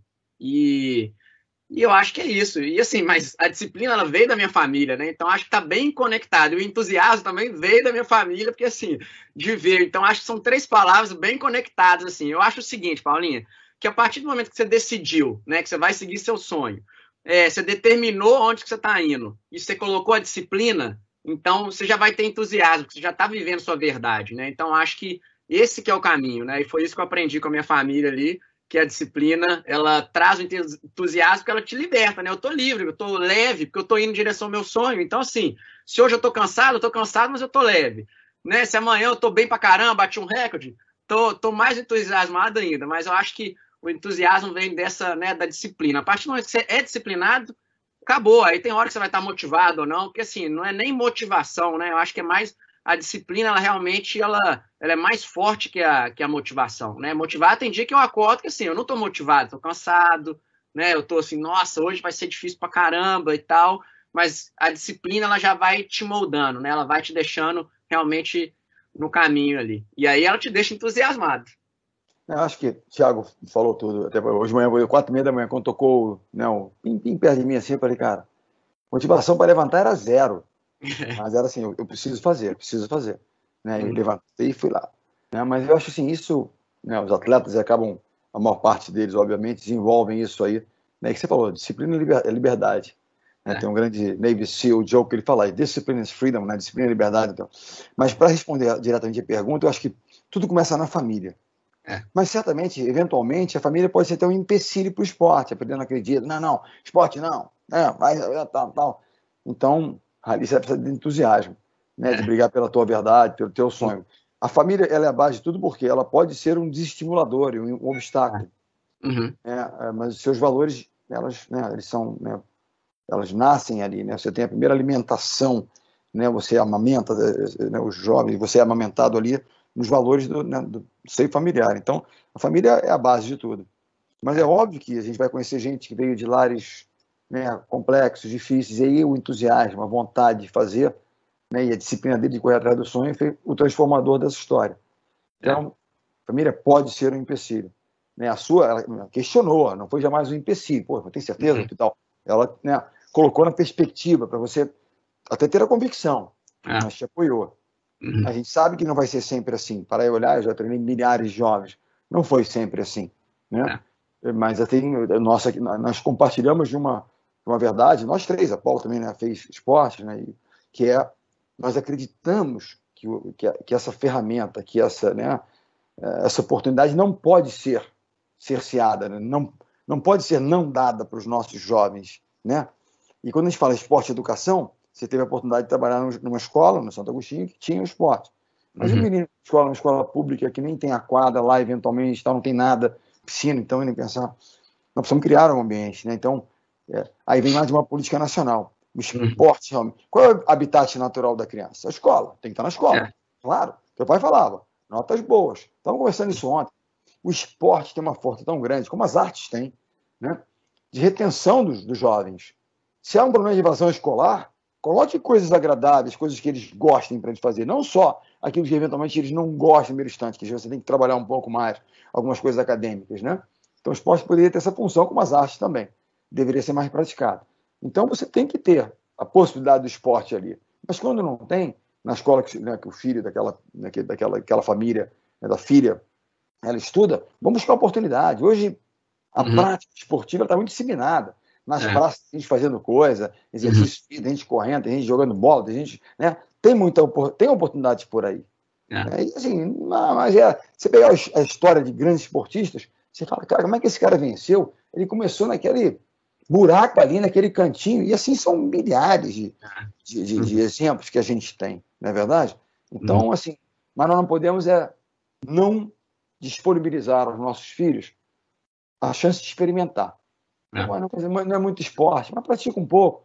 Vai praticar música. Como é que você fica bom na música sem disciplina? Fala para mim. Repete, estuda, vai de novo. Né? Uma pintura. Não, senta lá e pinta. Tem que pintar, fazer, treinar. As pessoas veem o quadro final, mas não sabem o quanto tem de suor por trás daquilo, né? Acha que é inspiração. A inspiração é fruto de muita transpiração, não é verdade? Não, o Thiago estava inspirado, não, o Thiago estava treinado. Né? Exatamente. E tem um componente que você fala aí, Bernardo, da paixão, né? Paixão não é uma coisa romântica apenas. Paixão vem até da paixão do Jesus Cristo, que é um sacrifício, né? Tem uma entrega aí, tem uma resiliência, tem um aceitar o não. Então não é uma coisa só bonita, sonho, cor-de-rosa. Tem um outro lado da moeda também, né? Churchill dizia isso na guerra, né? Estamos na guerra, ele dizia o seguinte, como líder devia dizer hoje, eu não sei como nós vamos vencer essa guerra. E ele dizia o seguinte, ele prometia sangue, suor e lágrimas. Isso aí. Nós vamos colocar. Né? Porque a única coisa que a gente controla na nossa vida é a quantidade de trabalho que a gente coloca. Eu não controlo o meu talento. Eu não tenho talento para correr. Já rompi 2 tendões de Aquiles, o que eu mais sofro é a corrida. Já preciso de correr hoje. Tem que melhorar. Mas o fato a única coisa que eu controlo, e cada um controla, é o trabalho que a gente coloca naquilo. Né? É o entusiasmo que a gente coloca naquela atividade. Isso a gente controla. Né? O resto, talento, né? Um certo dom, mas o Papai do Céu deu um pouco mais aqui, um pouco mais ali, né? Mas é isso. Falando em fracassos também, né, Thiago? Você tem histórias bem bacanas que você tem compartilhado. Conta aí das suas lições aprendidas lá em Japão. Só quero dizer que eu tenho mais que ele, mas conta os seus que eu estou cansado dos meus. Então, eu acho que assim, como eu falei, tem muitos nãos, né? Mas eu acho que para mim o mais marcante, assim, mesmo quando eu penso assim, foi uma época que eu quase parei, quase desisti. Foi quando eu fui pro Ironman do Japão, acho que foi no final de 2015, que era uma prova que eu fazia parte de um time na época, que o time ia me pagar. Essa prova tinha que ser a prova do ano, então seria essa prova. E colocou a prova para mim, prova-chave e tal, fui para a prova. Cheguei lá no Japão, 15 dias antes, não sei o que e tal. E aí, estava liderando a prova junto com o atleta da Nova Zelândia, né? A gente saiu na frente na natação. Só que o percurso do Japão tinha mais de 50 curvas. E aí, eu acabei perdendo o cara meio de vista, fiquei em segundo, estava assim, totalmente bitolada, né? Olhando para baixo daquele jeito. Nossa, eu tô bem demais. Nossa, essa prova hoje vai ser a prova, deu tudo certo. Eu consegui chegar aqui no interior do Japão e ninguém fala inglês aqui. Vai dar tudo certo, já deu tudo certo, beleza. Aí eu lembro que começaram a aparecer uns cones, né? No meio da pista, assim, lá você pedala na mão inglesa, né? Mão japonesa, sei lá. Você pedala do lado esquerdo, né? Como se fosse o trânsito, igual é na Inglaterra. Ao contrário do nosso. E não tinha nenhum aviso para entrar para dentro dos cones. Só colocaram os cones lá no meio. Eu falei assim, beleza, no Japão é tudo organizado. Se eu tivesse que entrar ali nos cones, alguém ia ter me avisado, ia ter alguma seta, alguma coisa. E aí eu continuei, pedalando, 50 por hora, tal, não sei o quê. Aí cheguei numa pracinha, né, cheio de gente, tal, guarda, staff. Aí comecei a gritar, né, straight or right, straight or right. Imagina straight or right no meu mineirês, straight or right, straight or right. E o pessoal ainda no interior do Japão, parado lá, todo mundo ficou assim pra mim, né? Ou seja, passei reto, né, velho? Pra mim, beleza, ninguém fez assim, ficaram só assim, passei reto. Resumindo, no quilômetro 27, eu acho que tinha que ter essa entrada era no quilômetro 21. No 27 tinha que ter um posto de hidratação para eu fazer minha alimentação, para eu tomar minha água, tomar meu gel e tudo mais. Não teve posto nenhum, não apareceu nada. Chegou no quilômetro 32, eu tava assim, vamos lá, né? Eu acho que é meio difícil o japonês errar numa organização de prova, porque eles são muito organizados, mas deixa eu continuar aqui. Eu acho que eu tô bem pra caramba, eu tô liderando a prova, não tô vendo ninguém atrás de mim. Aí cheguei numa avenida que o trânsito estava aberto, o sinal funcionando normal, né? Não estava piscando, não tinha guarda nenhum, e um caminhão foi e buzinou para mim. Na hora que o caminhão buzinou para mim, eu falei, errei o caminho. Não é possível, errei o caminho. Tinha passado 7,5 km desse lugar que eu tinha que ter entrado, eu tinha descido uma serra de 5 km mais ou menos, e aí na hora que o caminhão buzinou, eu falei, nossa senhora, não é possível, como é que eu vim pro Japão para errar a prova aqui? era a prova que meu patrocinador tinha colocado, o que eu vou falar, o que eu vou falar, como é que eu vou explicar que eu errei o caminho no Japão e tal. E eu lembro que comecei a chorar dentro do capacete até, falei, não é possível, não é possível que isso aconteceu. Por que eu não errei lá no Troféu Brasil, lá no Campeonato Mineiro? Tinha que vir aqui no Ironman no Japão, uma prova tão importante. Eu acho que esse dia realmente para mim foi assim, aquele dia que eu falei, não, tô sonhando, isso aqui não tá acontecendo, não é possível, não é verdade isso, mas foi verdade, né? E assim, realmente, depois disso eu tive que arrumar uma estratégia, tirar aquela força dentro de mim mesmo, assim, falei, cara, você ama isso, dá mais uma chance, vamos continuar.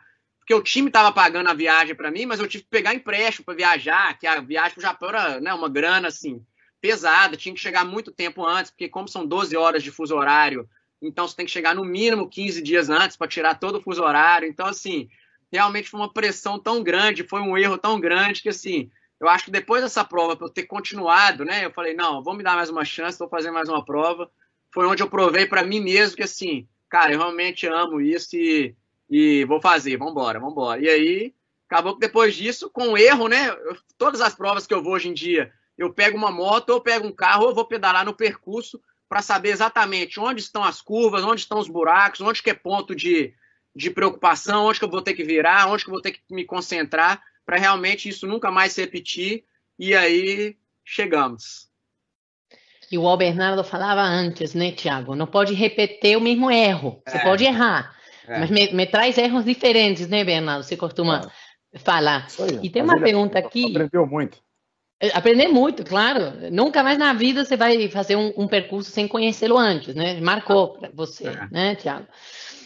Bernardinho, aqui tem pessoas querendo saber como você lidou com crises dentro do seu elenco, do seu time, seja com jogadores, seja com você, e como você traria isso para o mundo corporativo? Eu acho que crises, né, desavenças, tal, vão acontecer. De pessoas, né? Pessoas têm posições diferentes. Eu acho que crises, né, dentro do time, eventualmente, se acontecem, tem que entender o porquê. Se é apenas um desacordo de opiniões a respeito de uma determinada estratégia, de determinada operação que se vai fazer, de determinada jogada, ok, vamos sentar e vamos debater isso. Que bom que a gente tem divergência de opiniões, né? O que não pode é que isso leve a um desacordo qualquer, porque aí volta mais uma vez a questão do ego, que é o grande inimigo na formação de times, né? Vaidade e tal. Não, eu quero ouvir a opinião discordante, né? E se eu não deixar o meu ego me atrapalhar, se aquela pessoa me convencer de que aquela é uma estratégia melhor, vamos adotar aquela estratégia e não a minha, mais que líder que eu seja, né? Então, isso é uma pessoa que tem autoconfiança, segurança, ela vai, e tem a humildade, ela vai realmente mudar se isso acontecer. A grande questão, e a crise ela se instaura, na minha opinião, quando há falta de confiança. Quando alguém comete um erro, há uma crítica e tal, mas que você vê que é muito mais por falta de confiança, né? Que a pessoa pode estar errada na forma, eu fui muito duro com a minha equipe em um certo momento. Se as pessoas confiam em mim, ok. Mas se as pessoas duvidam de mim, achando que eu estava sendo grosseiro, que eu não estava respeitando alguma coisa, não confio, aí a crise realmente ela se torna algo difícil de, muitas vezes, até de ser superado. Quando a falta de confiança ela acontece. Agora, isso, né, crise dentro do time. Muitas vezes chega no momento em que você tem que substituir, tem que trocar, né? Porque se o ambiente pode e deve ser um ambiente de cobrança, que as pessoas têm que entender, né? Que um ambiente de cobrança, onde muitas vezes haja certos atritos positivos, que eu chamo de positivos. Se você fosse assistir um treino da seleção, ainda mais no primeiro momento, aquela geração de guerreiros lá que, né, eu chamava de espartanos, lá dos 300, cara, eles quase se pegavam nos treinos. Cara, esse time está em crise. Não. Era cobrança, busca de crescimento. Um não aceitava menos 100% do outro, mas havia um ambiente de confiança enorme. Num certo momento, quando aconteceu uma quebra de confiança, mudanças tiveram que acontecer. Porque as pessoas passaram a duvidar um pouquinho, né, do que estava acontecendo ali, dos princípios, do processo que estava sendo adotado, né? Então, acho que isso pode acontecer.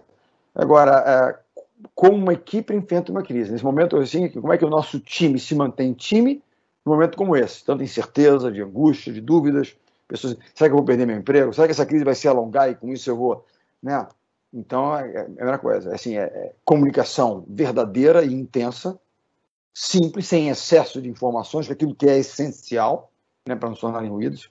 E 2, ao mesmo tempo que eu comunico que é difícil, é um momento difícil e duro, né, eu comunico a minha crença no time de que nós juntos vamos passar por isso.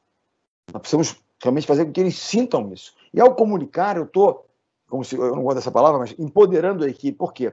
A equipe se sente parte da solução do problema. Se eu não comunico, meio que escondo as questões, ele não falou nada comigo, porque ele acha que eu não tenho condição de ajudar na solução do problema. Eles são uma solução do problema. Né? Naquele talk, talvez alguns colaboradores estejam nos ouvindo aqui, o Jefferson falou uma coisa muito bonita em relação enfim, as plantas que estão funcionando. Ele falou de molevade, como é que as coisas estão andando. Eu fiquei muito assim, feliz e quase emocionado com o que eu ouvi. Porque falando que as pessoas, nesse momento assim, de crise, você vê, né, algumas áreas essenciais, né, possibilitando as pessoas de terem suas vidas. Na alimentação, poxa, o aço que vai possibilitar a construção de coisas importantes nesse momento, transporte, enfim, esses heróis que estão aí nas batalhas, né? E ele disse que sentiu na equipe o orgulho de estar trabalhando, né, com toda a segurança que a empresa está propiciando a eles, né, que eles se sentem muito seguros lá no meio de trabalho, por todos os procedimentos que a empresa que a ArcelorMittal está propiciando. Mas ele disse uma coisa importante, que a gente estava, né, falando do propósito da causa. E talvez seja o momento de nós entendermos que a nossa causa não é a meta no fim do mês, né? Não é entregar aquele tempo ali de corrida do Thiago, ganhar aquela próxima partida, né? O propósito do pessoal que está trabalhando é realmente gerar impacto na sociedade, na vida das pessoas. Estamos criando, né, uma matéria-prima que vai possibilitar a construção de uma série de coisas que são fundamentais para a vida das pessoas. Eles hoje veem muito mais sentido nisso. Não, eu tenho que bater a meta, tenho que entregar o resultado. Ok, também. Mas há algo muito maior do que isso, né? Que é, poxa, eu vou impactar a vida de muita gente nesse momento. Então, dar esse sentido, né? Mostrar confiança nas pessoas, mas comunicar. Não dá para esconder, não, é difícil.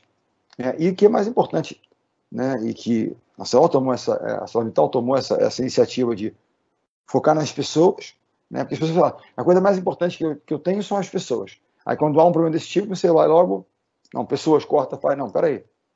As pessoas são as coisas mais importantes. Então, elas têm que realmente se sentir assim. Não adianta eu dizer, é walk the talk. Eu falo, mas eu faço. Né? Tem que ser consistente nesse aspecto. Então, tem a crise interna, que você tem que avaliar bem o porquê, qual é a origem dessa crise, e se o motivo continua lá, né, apesar das conversas, das questões, né, ou se alguma mudança tem que ser feita. E tem como você, como um time, enfrentar uma crise. Né? Então, aí tem que ser mais time do que nunca para poder passar por um momento de dificuldade como esse. Muito bom. Um momento de ressignificar propósitos, né, Bernardo? E criar essa base de confiança e coerência que faz com que o time se fortaleça para sair em frente, né? Muito bom. Temos muitas perguntas e muitos feedbacks aqui. O Marlon, por exemplo, Lacerda Recende fala, sou fã de vocês, está ótimo esse bate-papo. Tiago, como você está lidando com os adiantamentos e cancelamento das provas que já aconteceram este ano?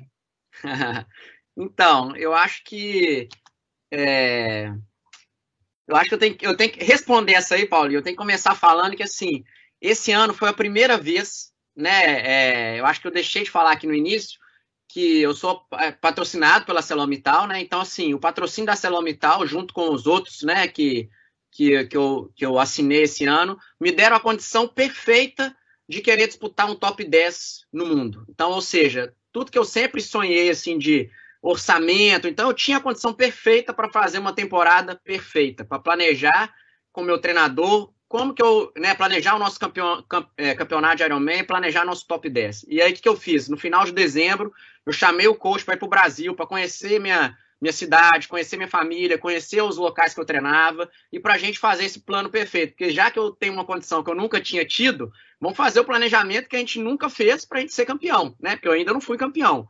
Então, acho que, assim, a temporada começou com isso. Então, assim, com expectativas, né, gigantescas, com um planejamento, assim, realmente muito bem feito, com um calendário eu ia competir bastante, né? Porque quando o orçamento tá legal, eu posso fazer mais provas, posso aprender mais, porque cada prova é um aprendizado, né? Igual a gente já falou aqui. Mas a partir do momento que houve o lockdown, a primeira coisa que meu treinador falou, e ele é dinamarquês, e dinamarquês, eles são escandinavos, né? Eles não têm nada de emoção, eles são totalmente razão. A primeira coisa que o cara falou é assim, cara, Ironman vai ser a última coisa que a sociedade vai querer que volte. Então, acabou, não vamos nem considerar a prova esse ano. Então, assim, eu acho que ele teve uma clareza e uma sensatez muito grande de até me deixar tranquilo em relação a isso. Olha, não vamos criar expectativa para as provas, porque isso está totalmente fora do nosso controle. Vamos voltar nossa energia para o que a gente pode controlar. Então, se você pode ficar aqui na Espanha, na minha casa, ou pode ir para o Brasil para arriscar, né, levar vírus para seus pais, não sei o quê, então vamos ficar na Espanha. Aqui a gente vai conseguir fazer um treino em controle, né, com feedback grande, você vai ficar aqui comigo e vamos colocar nossa atenção aqui. Então a gente meio que tirou a atenção do que estava sendo cancelado, do calendário, das provas que podem ou não acontecer, que está fora do nosso alcance, a gente vai estressar à toa pensando nisso, tentando prever o futuro, e a gente está fazendo o que a gente pode fazer. A gente tem tempo, né, a gente tem um objetivo, que é progredir, então a gente continua com o nosso objetivo claro. Vamos progredir como a gente pode progredir agora.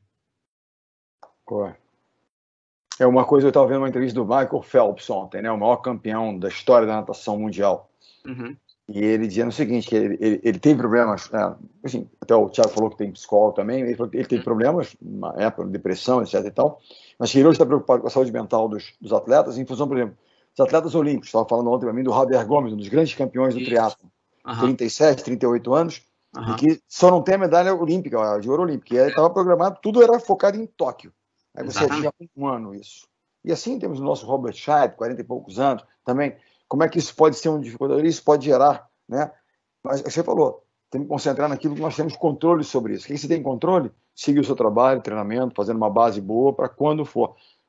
Quando vão marcar ou não vão marcar, nós não temos controle sobre isso. Né? Então, eu estou aqui agora, chegou uma notícia agora meio preocupante aqui de Brasil, e eu vou dizer só uma coisa, as pessoas também não entrarem em pânico.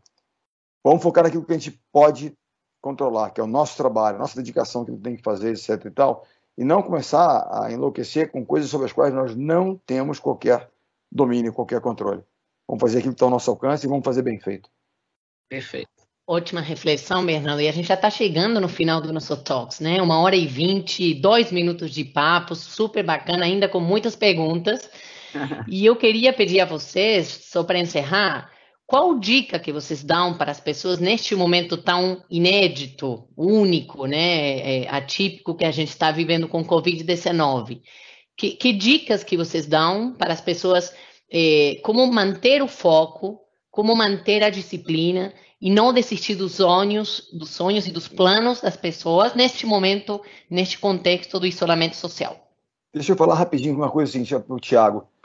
Eu tenho visto o Thiago direto nas lives, tenho visto o Thiago treinando, sigo ele direto. Ele é uma figura assim, inspiradora, que ele está sempre com esse sorriso, o cara está correndo a 20 por hora em cima de uma esteira e sorrindo. Ele está há um mês ou mês e meio, 2 meses fora do Brasil, está em quarentena, não pode voltar para cá. Imaginem vocês, enfim, perdeu em tese, as competições não vão acontecer, tem uma série de coisas que poderia estar deprimido, né? Mas ele está cuidando das coisas dele. Eu vejo, por exemplo, né, ele cuida fisicamente, porque ele é um atleta, tem que se cuidar, mas todos nós temos que cuidar fisicamente para mantermos, né, a integridade física. Então faz o seu exercício, essa coisa. Ele cuida da alma, ele ora, já vi, ele tem um livro que ele me deu, sobre pensamentos, as coisas que ele posta muitas vezes, né, no Insta e tal, de pequenas leituras que têm a ver com orações, tem a ver com, né, com alma, né, alimentar a alma. E ele cuida da cabeça dele, sempre conversando com as pessoas, sempre lendo, perguntando coisas novas, assistindo séries interessantes, coisas bacanas. Então ele cuida desses 3 elementos, né, e mantém esse sorriso. Tenho certeza que ele vai deitar à noite e vai sentir saudade, vai chorar um pouquinho da saudade da família, da mãe, do pai, tão distantes, né, das pessoas aqui, dos amigos, né, enfim. Mas ele é um exemplo de como é que nós temos que lidar com essa situação. Ele é um exemplo, né, ele poderia estar no meu time, né, junto com o Bruno, porque ele é um exemplo daquilo que são os 3 Fs que a gente sempre fala, né? Foco, ele tem um foco enorme, força, sempre força, parte de situação, e fé. Ele acredita. Né? Então, são os 3 Fs. Quando você estiver muito, muito mal, você liga o 4º F, que deixa para lá o que é. Mas é isso. Thiago, inspiração, você. Obrigado, Bernardo. Bom demais. Pô, o Bernardo falou aí que da questão do choro, né? Eu acho que, assim, realmente eu já chorei aqui de alegria, né? Porque eu tô de gratidão por eu estar na frente da praia com o meu treinador, por eles terem me recebido com tanto carinho, assim, né? Muito mais do que eu imaginava. Já chorei de tristeza também, né? Porque eu acho que faz parte, né? Tava com vontade de estar cuidando dos meus pais, né? Que realmente eles já são, teoricamente, grupo de risco.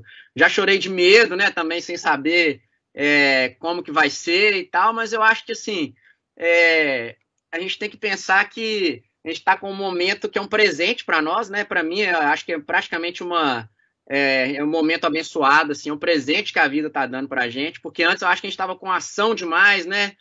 Tô com o tempo totalmente preenchido, totalmente aquela tempestade de pensamentos, de informação, e agora a gente tem o presente de poder desacelerar, né, e realmente a gente olhar para onde que a gente está indo, né? Eu acho que isso é muito importante. O Bernardo falou aí do meu livrinho de oração. Eu acho que eu estou me reconectando assim cada vez mais, né, com a minha verdade, com o que eu amo de verdade.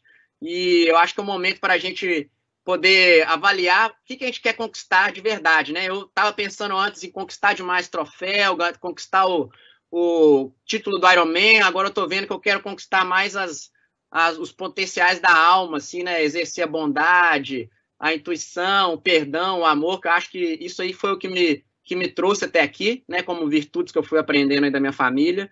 E a gente tem que focar, em vez de focar muito em ação, a gente focar na elevação, né? Eu acho que esse é o momento para a gente focar no nosso melhor de verdade, né? A gente olhar para dentro e a gente olhar para dentro e olhar para cima, né? Para a gente saber que realmente todos somos iluminados, assim, e a nossa verdade ilumina ainda mais nosso caminho, né?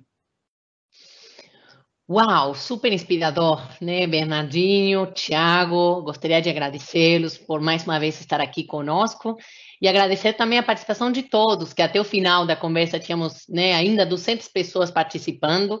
Essa live vai estar disponível a partir da segunda-feira nas nossas mídias sociais para que vocês possam revê-la e voltar a refletir sobre essa inspiração tão bacana que o Thiago e o Bernardo trouxeram hoje para nós e compartilhar também com seus familiares e amigos. E para encerrar, eu queria pedir para vocês, todos que estão participando, convidá-los a responder uma pesquisa. Vocês estão vendo aí na tela um QR Code, e são 2 perguntas que nos ajudam para continuar proporcionando para vocês momentos como este e pedindo opiniões, o que vocês gostariam de ver, quais assuntos e quais convidados para as próximas edições. Novamente, agradeço a todos e até a próxima. Valeu, Tiagão, demais. toca aí, Tiagão, toca aí. Vou encerrar com a nossa musiquinha aqui. Vai lá, Thiago, vai lá com a música.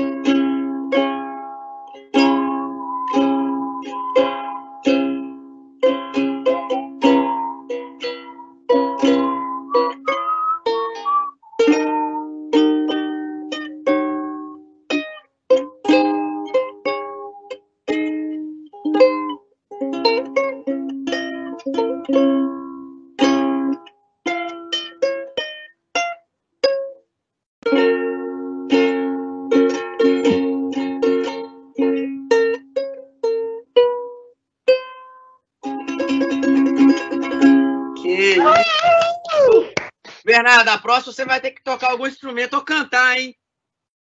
Pois é. Bernardo, até mudo. Você fechou o microfone. Eu vou arrumar um jeito, deixa comigo. Eu vou fazer alguma arte, deixa comigo. Tem que se preparar, Bernardo. Tem que treinar. Tchau, gente. Obrigada. Valeu, obrigado. Tchau, Paulinha. Tchau, mentor. Beijo. Tamo Tchau, junto. galera. Valeu.